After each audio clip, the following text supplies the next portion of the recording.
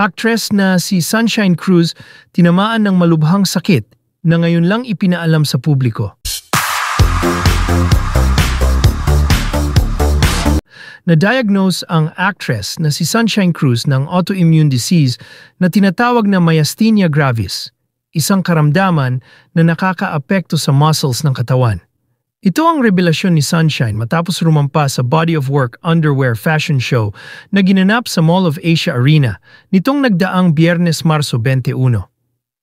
Ayon sa isang health website, ang myasthenia gravis ay autoimmune condition na nagdudulot ng paulit-ulit na panghihina ng muscles, lalo na ng talukap ng mata, pagkilos ng mata, lalamunan, leeg at braso.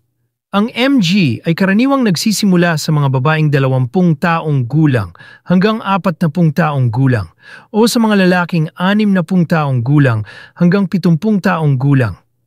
Sa MG, ang neuromuscular junction or NMJ ang inaatake ng antibodies ng immune system. Hinaharang ng antibodies ang signal mula sa nerve papuntang muscle. Hindi tuloy makagalaw ng tama ang muscle, kaya nagiging mahina. In fairness, hindi halatang may problema pala sa kanyang kalusugan ang hot mama nang irampanan niya sa runway ang suot niyang red two-piece bikini. At isa siya sa mga nakatanggap ng malakas na palakpak at sigawan mula sa audience.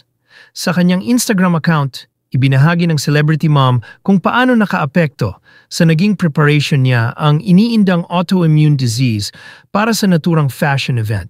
It's been a real roller coaster these past months. I was diagnosed with an autoimmune disease called myasthenia gravis, which has made building muscle a real struggle. But I'm so thankful for the strength I've found, ang bahagi ng post ng actress. Walking for bench was a powerful reminder of what's possible even when things are tough, aniya pa sa kanyang post. Nagbigay din ng 47 anyos na actress ng mensahe para sa mga kapwa niya nanay at sa mga Generation X members. To all my fellow moms and Gen Xers, never give up on your dreams. Say ni Shine.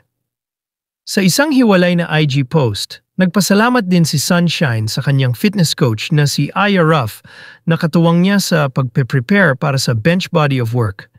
Sa huli nagbahagi rin siya ng mensahe ng pasasalamat kay Ben Chan, ang nasa likod ng naganap na star-studded underwear fashion show.